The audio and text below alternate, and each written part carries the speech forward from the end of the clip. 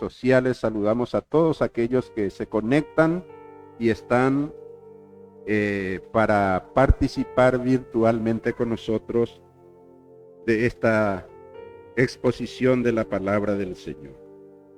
Así que en esta mañana vamos a abrir nuestras Biblias, hermanos, en el Evangelio de Juan, el Evangelio según San Juan, en el capítulo 1. El domingo pasado estuvimos también considerando el Evangelio de Juan en el capítulo 1, pero los primeros versículos. Y hemos hablado en esa ocasión de lo que debemos ser, o sea, que es lo que Dios hace de nosotros. Estábamos diciendo que es más importante el ser que el hacer, ¿verdad? El ser hechos hijos de Dios, como dice en el versículo 12 del capítulo 1 de Juan. Somos hechos hijos de Dios por medio de creer en Jesucristo. A todos los que le recibieron, a los que creen en su nombre, son hechos o considerados o reciben el privilegio, la potestad, la bendición de ser hechos hijos de Dios, dice la palabra. Y en esta mañana queremos avanzar un poco más adelante. A partir del versículo 35 vamos a estar considerando en esta mañana hasta el versículo 42.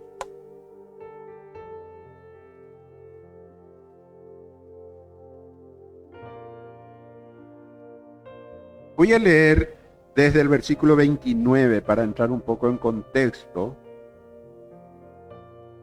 Dice Juan 1, 29 en adelante. El siguiente día vio Juan a Jesús que venía a él y dijo: He aquí el Cordero de Dios que quita el pecado del mundo. Este es aquel de quien yo dije: Después de mí viene un varón, el cual es antes de mí, porque era primero que yo. Y yo no le conocía, mas para que fuese manifestado a Israel, por esto vine yo bautizando con agua. También dio Juan testimonio diciendo: Vi al Espíritu que descendía del cielo como paloma y permaneció sobre él. Y no le conocía, pero el que me envió a bautizar con agua, aquel que me dijo: sobre quien veas descender el Espíritu que permanece y que permanece sobre él, ese es el que bautiza con el Espíritu Santo. Y yo le vi y he dado testimonio de que este es el Hijo de Dios. El siguiente día otra vez estaba Juan y dos de sus discípulos, y mirando a Jesús que andaba por allí, dijo: He aquí el Cordero de Dios. Le oyeron hablar los dos discípulos y siguieron a Jesús. Y volviéndose Jesús y viendo que le seguían, les dijo: ¿Qué buscáis? Ellos le dijeron: Rabí, que traducido es maestro. ¿Dónde moras? Les dijo: Venid y ved. Fueron y vieron donde moraba, y se quedaron con él aquel día, porque era como la hora 10:00. Andrés, hermano de Simón Pedro, era uno de los dos que habían oído a Juan y habían seguido a Jesús. Este halló primero a su hermano Simón y le dijo: Hemos hallado al Mesías, que traducido es el Cristo. Y le trajo a Jesús. Y mirándole Jesús dijo: Tú eres Simón, hijo de Jonás. Tú serás llamado Cefas, que quiere decir Pedro. Que Dios bendiga su palabra en nuestros corazones. Quiero decir que cuando estamos leyendo aquí y se refiere a Juan el Bautista. Juan diría después, se referiría a dos: Juan el que escribe, ¿verdad? Aquí. Cuando se refiere a dos de sus discípulos, a uno identifica como Andrés y el otro, él solamente nombra, dice, el otro discípulo era él, Juan, o sea que el que sería uno de los apóstoles del Señor Jesucristo.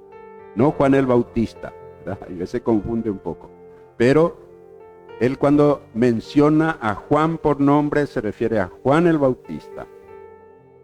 Y cuando dice el otro, en este pasaje que hemos leído, el otro discípulo se refiere a él mismo, o sea, a Juan, el discípulo de Jesús, Juan el apóstol de Jesucristo más adelante. Hermanos, en la Biblia hay verdades inmutables, pero no solo en la Biblia, sino que hay verdades en el universo, en la creación, en el mundo, verdades que no se pueden cambiar, que no se pueden obviar. Verdades inmutables se le dice a estas verdades, inalterables, que no se pueden cambiar. Y obviamente que en la Biblia, la palabra de Dios, las verdades son así, no se pueden cambiar, son inmutables. No importa el tiempo que pase, han pasado más de 2000 años, por ejemplo, desde que vino Jesucristo. Pero la palabra de Dios, como escritura, como santa escritura, ya existía mucho antes de esto, ya que se le considera a Moisés, por ejemplo, como autor de los 5 primeros libros de la Biblia, este libro conocido como el Pentateuco, o sea que 5, ¿verdad? 5 libros que él ha escrito. Y luego están las escrituras, testimonios de los profetas, están los escritos históricos del pueblo de Israel, del pueblo de Dios, en fin. Esto ya tiene mucho más años de duración, ¿verdad? Y revelan verdades inmutables,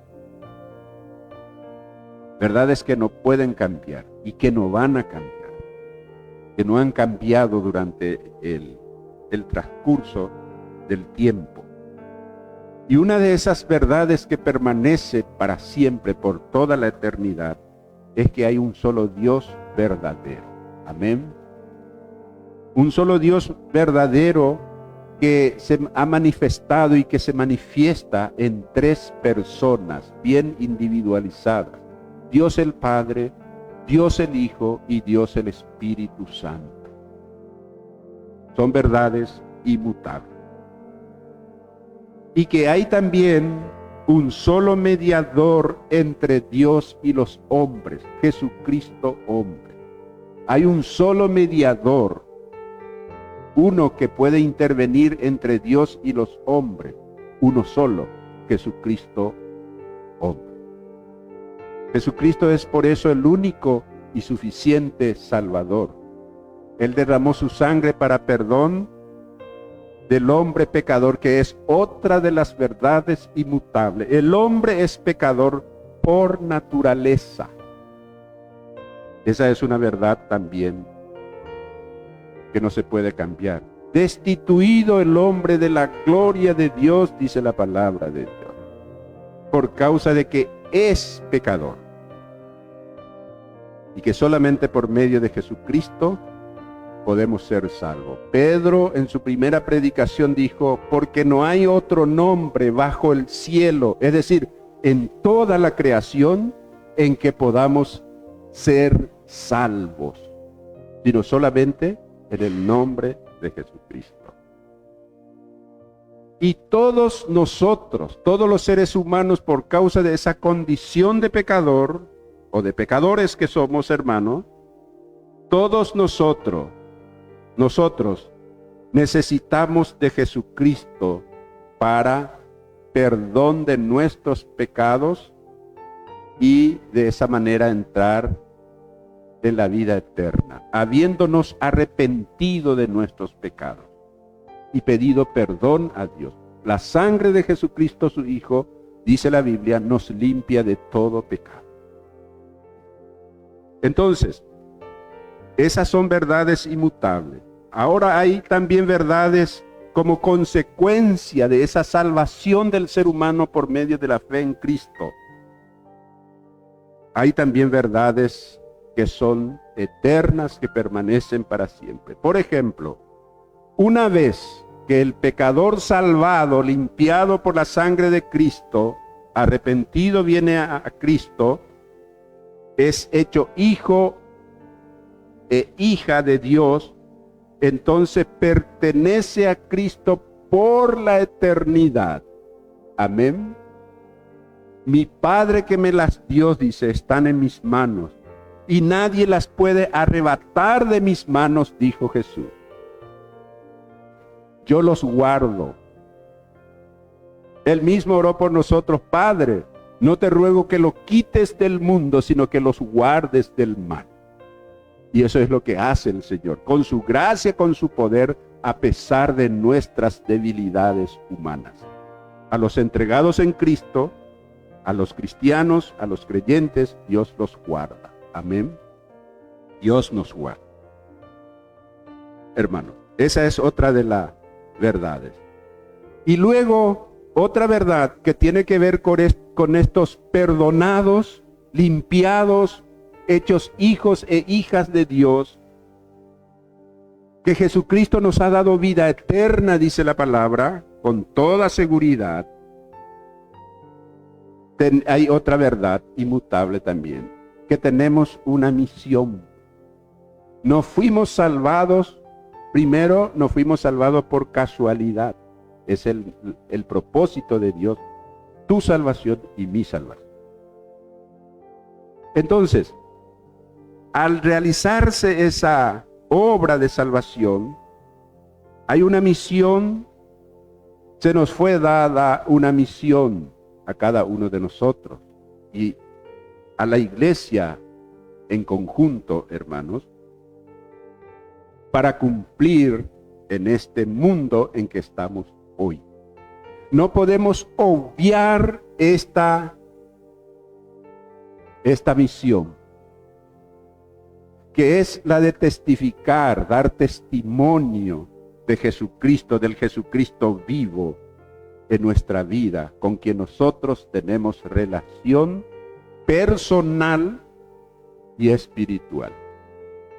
No podemos obviar esta misión. Y eso es lo que queremos ver aquí en base a lo que Jesús hizo cuando llamó a sus discípulos. Y vamos a tomar ejemplo de lo que estos que fueron llamados por Jesucristo hicieron después. Obviamente que más adelante, después, cuando Jesús resucitó, Él dio la misión específica e inconfundible, diciendo: vayan por todo el mundo, prediquen este evangelio, estas buenas nuevas de salvación, a todo el mundo, a toda criatura, a toda la creación, significa eso. Y a los que creen, bautícelos en el nombre del Padre, del Hijo y del Espíritu Santo. Y enséñenle en que guarden todas las cosas que yo les he enseñado a ustedes. Es clara la misión, ¿no es cierto? Ahora bien, veamos aquí. Podríamos en esta mañana hacer una pregunta. ¿Qué espera Dios de nosotros en este tiempo y en este lugar? O sea, en el lugar donde estamos. No me refiero a este templo en sí, me refiero al lugar donde estamos. ¿Qué espera Dios? ¿Qué te parece? ¿Qué nos parece que espera Dios de nosotros? Y esta pregunta, ¿qué espera Dios de nosotros en este tiempo? Quizás muchas veces la hemos cambiado la pregunta por ¿qué esperamos de Dios? Obviamente, lógicamente, que los hijos de Dios, que nosotros como personas esperamos de Dios, ¿verdad, hermanos? Eso es la fe. Yo tengo mi esperanza puesta en el Señor. Y espero siempre del Señor, su gracia, sus bendiciones, la manifestación de su gracia en mi vida. y que Él me supla mis necesidades. Por supuesto que esto esperamos. Pero podríamos pensar, ¿qué espera Dios de nosotros? Hermanos, Dios espera de nosotros no solo que disfrutemos de sus bendiciones, no solamente que disfrutemos de la vida cristiana, no solamente que disfrutemos de personas salvadas por la eternidad y disfrutemos de esta vida que Él nos da ahora, sino que Dios espera que nosotros demos testimonio de su gracia y de su poder. Él espera que nosotros digamos, he encontrado a Jesucristo, a otras personas. Nosotros fuimos salvos, hermanos, con el propósito de ser instrumentos en las manos del Señor. Es decir, fuimos salvos para servir. Amén. Dije yo al principio que no fuimos salvos por casualidad, ni tampoco después de que somos salvos. Bueno, gracias Señor, ahora ya estoy libre de mis pecados, gracias por Jesucristo que derramó su sangre por mí, soy perdonado, soy hijo, hija de Dios, y ya está todo bien. No, Dios pone sobre, si podemos decir así, sobre nuestra responsabilidad y nos da ese privilegio de ser instrumentos en sus benditas y poderosas manos, para que otros alcancen la misma bendición que nosotros hemos alcanzado, es decir, la salvación eterna y también la gracia proveedora de Dios. Dice aquí, Jesucristo dio un mandato. Nosotros hemos leído aquí en el versículo, en el pasaje del capítulo 1, donde Juan el Bautista daba testimonio de que este es el Cristo, este es el enviado de Dios, este es el Hijo de Dios, este es el que quita el pecado del mundo. Este es el que bautiza con el Espíritu Santo. Yo bautizo en agua, decía Juan el Bautista, pero este es el que bautiza con el Espíritu Santo. Es decir, a los que conocen a Jesús, a los que se llegan a Él, son bautizados con el Espíritu Santo de Dios. Entonces, hermanos, dentro de ese contexto, Juan el Evangelista dijo que él y otros vieron a Jesús porque Juan el Bautista mostraba: he aquí el Cordero de Dios que quita el pecado del mundo. Y otra vez dijo: he aquí el Cordero de Dios. Dice él más adelante otra vez: he aquí el Cordero de Dios, dijo ahí en el versículo 36 del capítulo 1. Y dice que le oyeron hablar los dos discípulos y siguieron a Jesús. Siguieron a Jesús estos discípulos, porque le oyeron a Juan el Bautista. Jesús nos dio un mandato, ya dije yo hace rato eso, pero leamos un poco más adelante en el versículo 21 del capítulo 20 del mismo Evangelio de Juan. 20:21, donde leemos lo siguiente: entonces Jesús les dijo otra vez: paz a vosotros, como me envió el Padre, así también yo os envío. Fue cuando Jesús apareció después de su resurrección a sus discípulos.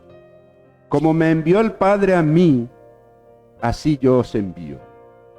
El Padre le envió al Hijo Jesucristo, al Dios hecho hombre, con una misión, la de salvar al mundo. Él dijo: yo he venido a buscar y a salvar lo que se había perdido. Y llevó a cabo la obra de sacrificio en la cruz para nuestra salvación. Entonces realizó esa obra. Y él dijo: así como el Padre me envió a mí, yo os envío a usted. El mensaje está dado. Esta es la misión que tenemos, hermanos. También en Hechos capítulo 1, los versículos 7 y 8 dice, ahí en ese contexto dice, y ustedes me serán testigos.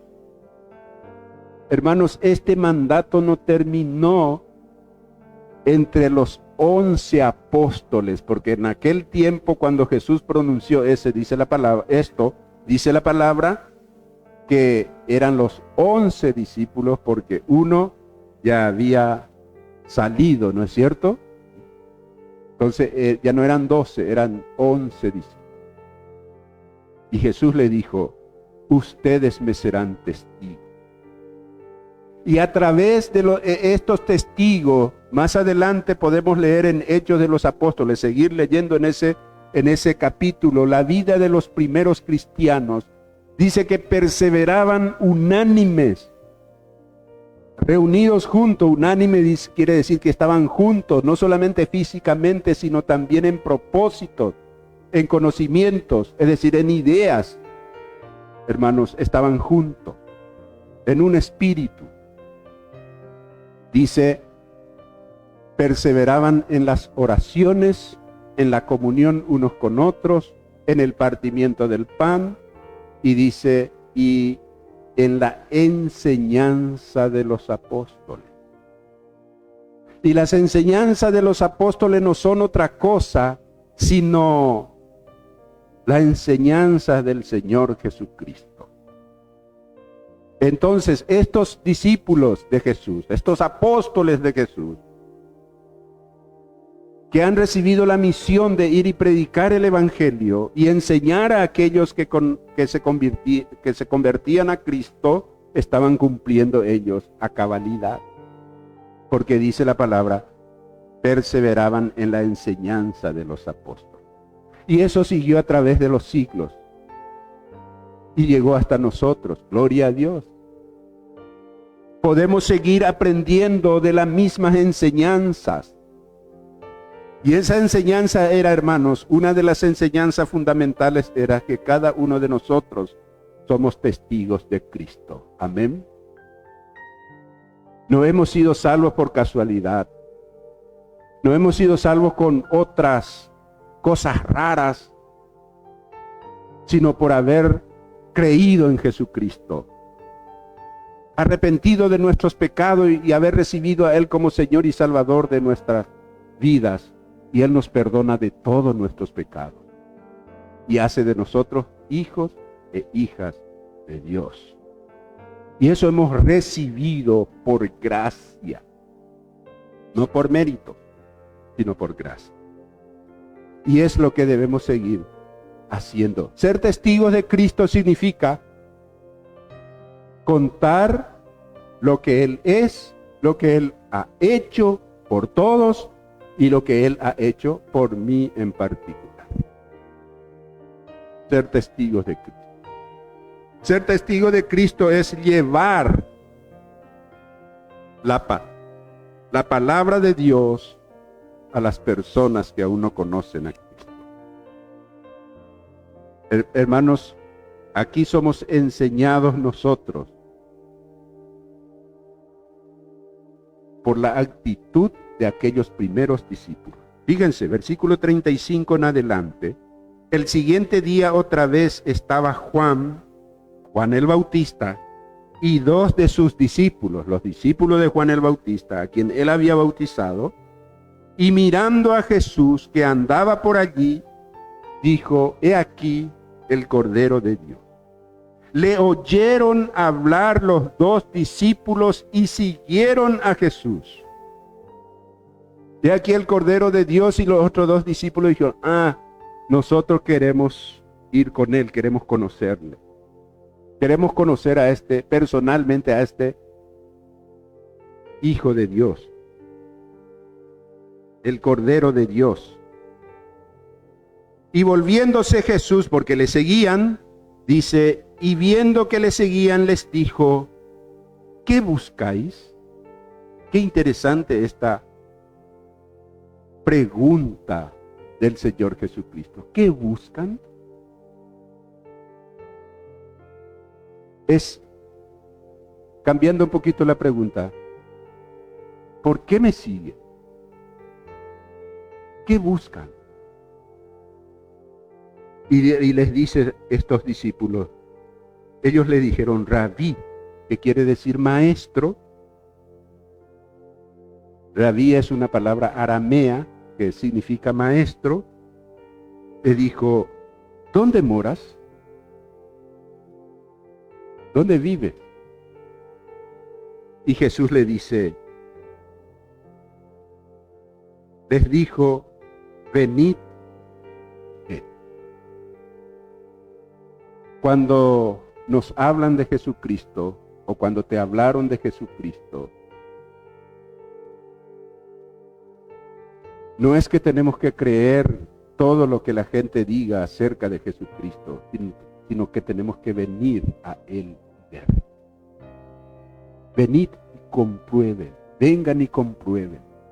Hermanos, cuando me hablaron de Cristo un día, luego yo vine ¿a dónde? A su palabra, para saber quién es Él.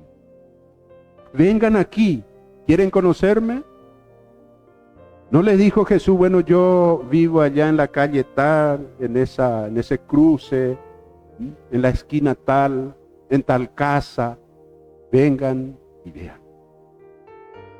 Y vinieron y se quedaron con él aquel día, porque era ya como la hora 10:00 de tardecita. Vinieron. ¿Y quiénes eran? Andrés, los 2 discípulos, uno de ellos era Andrés, hermano de Simón Pedro, era uno de los que habían oído a Juan y habían seguido a Jesús. Y el otro era Juan mismo, el que nos está escribiendo acá, o que él escribió el Evangelio. Dice, Andrés halló primero a su hermano Simón. ¿Quién era Simón? Simón es el que después sería Pedro. Ya leímos ahí al final de este pasaje.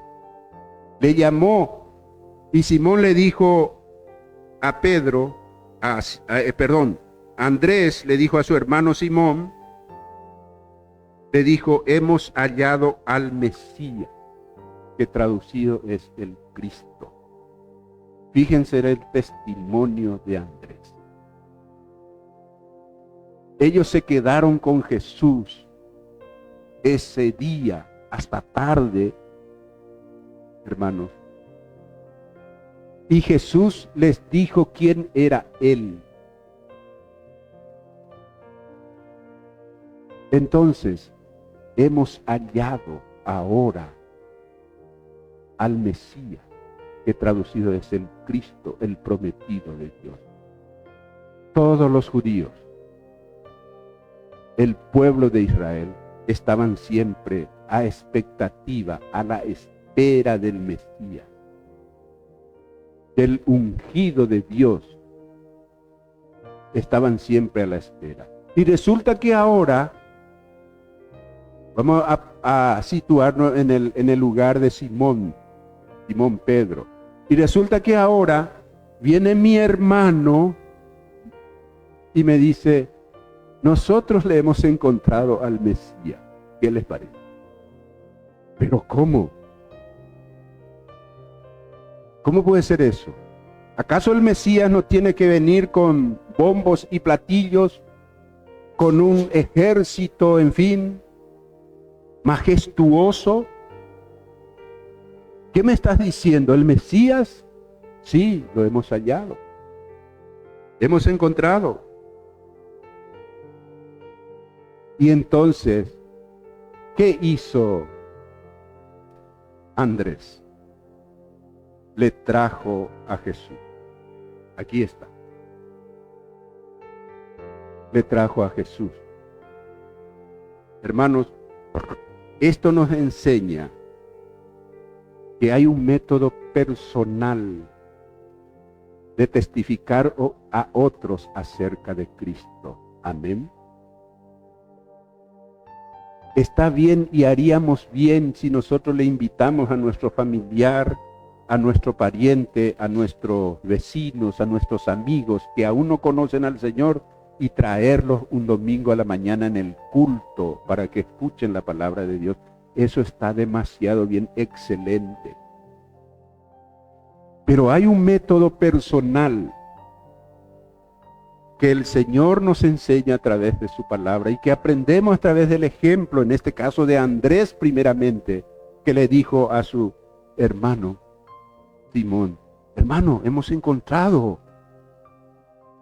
al Salvador, hemos encontrado a Cristo, al Mesías. Vení por favor con nosotros, vení y ve. Y le llevó y lo trajo a Jesús. Qué bendición, qué privilegio, hermano. Traer a otros a Cristo. Lo trajo a Jesús, dice aquí.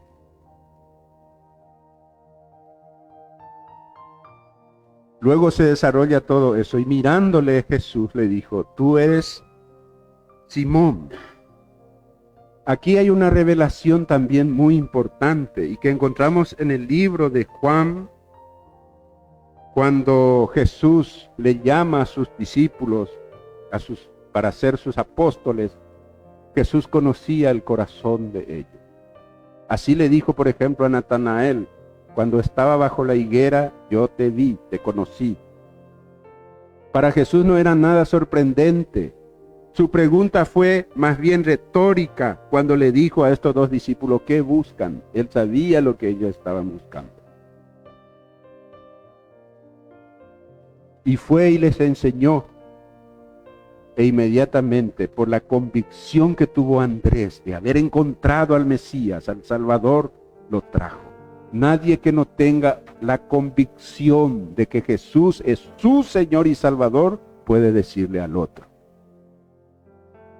Por eso, hermanos, cuando testificamos de Cristo, estamos comunicando nuestra convicción de que Jesucristo es mi Señor y Salvador. Él es el Mesías. Fue lo que hizo Andrés con su hermano. Y otros, entonces encontramos cómo llevar a otros a Cristo. Hay un mandato en la iglesia, en la Biblia también, que nosotros, a ejemplo de Jesucristo, tenemos que también hacer nosotros, orar por los otros, lo que hizo Jesús. En el capítulo 17 de Juan encontramos la oración, se suele llamar a esa oración de Jesús su oración sacerdotal, es decir, de intercesión delante del Padre por nosotros. No solamente Él dijo: no te pido solamente por estos, refiriéndose a sus discípulos, sino también te pido por aquellos que han de creer en mí por la palabra de ellos. Y ahí entramos nosotros en la oración de Jesús. Él pidió por nosotros. Amén. Fíjense, hermano, que no es casualidad que hemos conocido a Cristo, sino que ha sido el propósito de Dios, en cumplimiento de la oración de nuestro Señor Jesucristo al Padre, por ti y por mí. Gloria al Señor. No te pido solamente por esto, sino por los que han de creer en mí por la palabra de ellos, por el testimonio de ellos. Por eso, dice la palabra de Dios en palabra del apóstol Pablo, dice: orad por todos los hombres, para que vengan al conocimiento de la verdad, para que se arrepientan de sus pecados. En su carta a Timoteo le dice esto: orad por todos los hombres, para que vengan al conocimiento de la verdad y sean salvos. Esto significa que si tú tienes un familiar que no conoce aún al Señor, un pariente, una persona conocida, un amigo, un vecino, y que siempre tenemos personas que aún no conocen al Señor, debemos orar al Señor por estas. Amén. ¿Tienes en cuenta a otros en tus oraciones? debemos orar. Debe ser una oración sencilla de corazón para que crean en Cristo, para que puedan arrepentirse y tener fe en Cristo. Ese es el mensaje: arrepentíos y bautícese cada uno de vosotros para perdón de pecados. Para que se arrepientan y vengan al conocimiento de Cristo, hermano.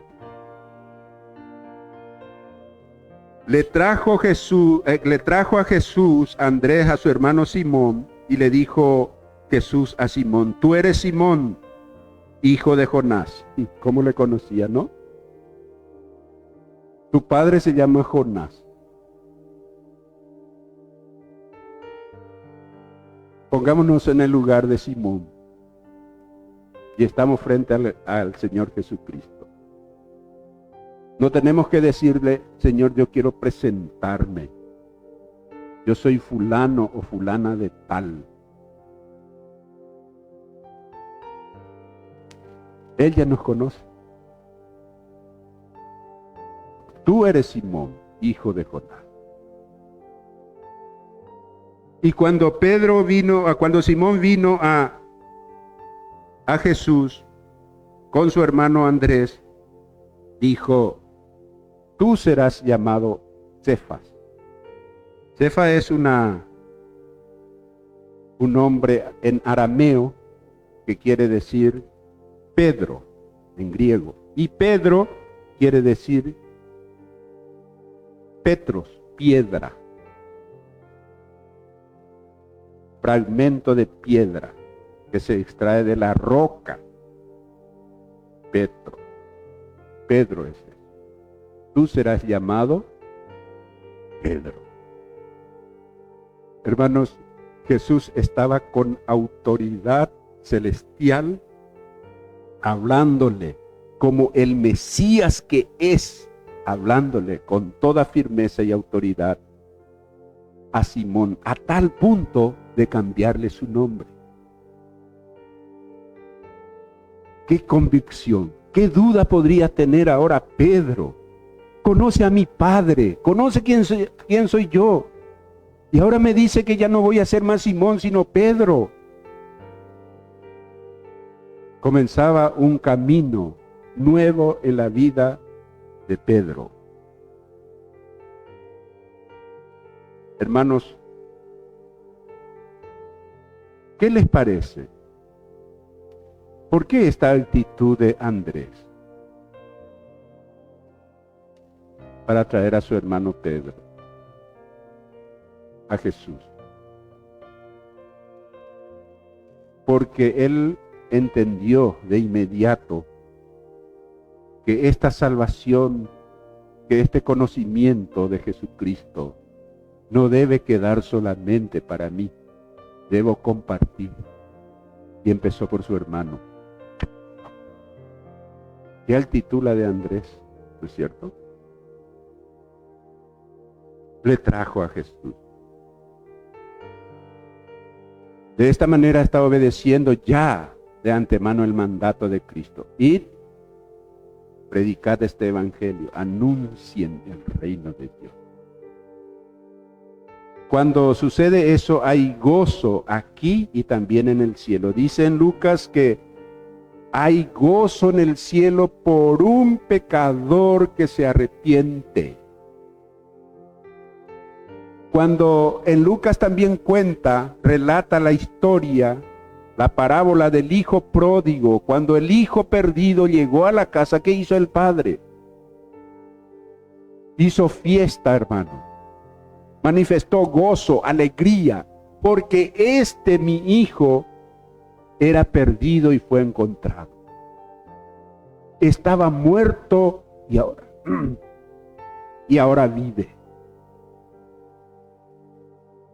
Ese es el gozo que se manifiesta no solo aquí entre los hermanos. Nos imaginamos el gozo de Andrés cuando Pedro le obedeció y vino a Jesús.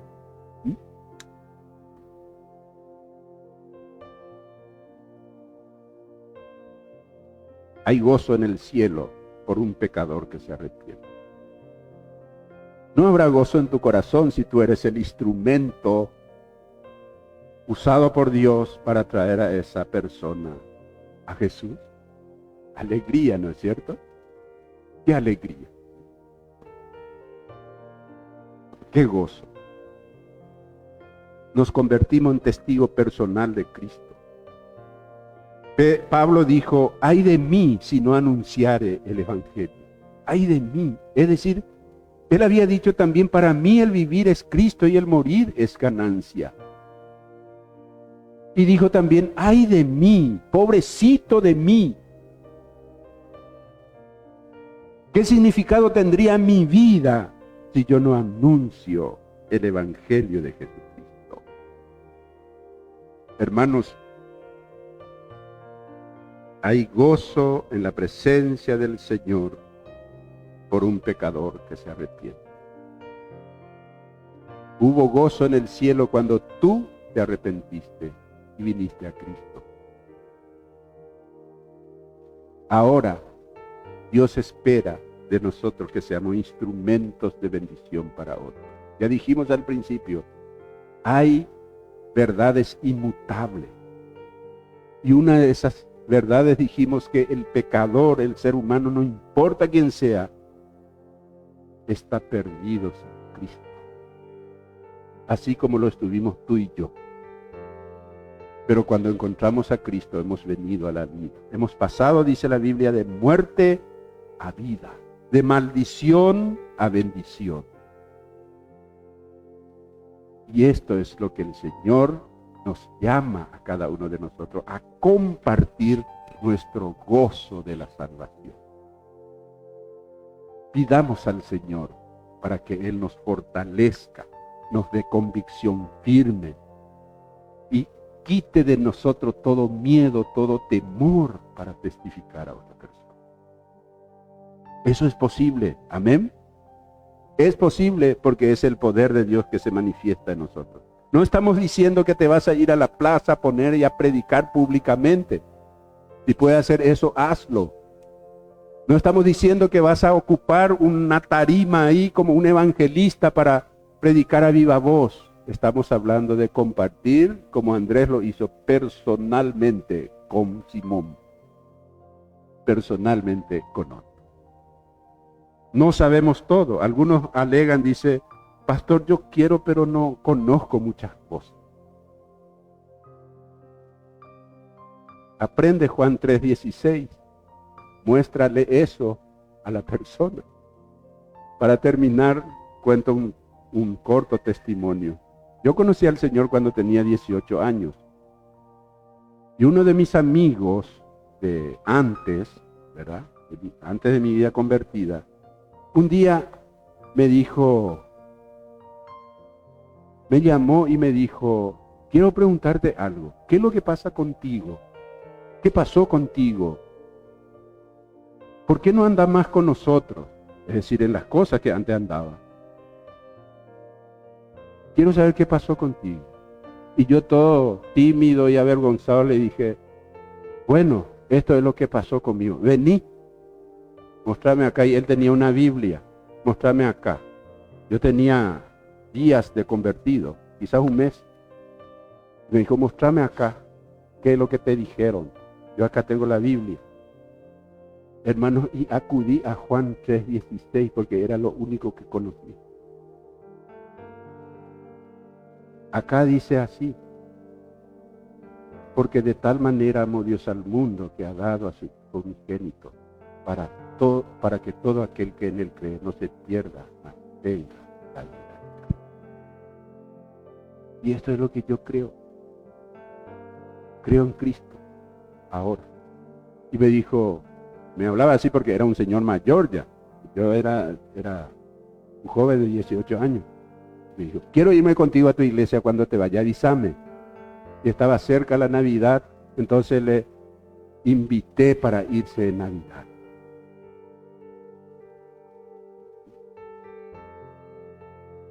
Y se fue.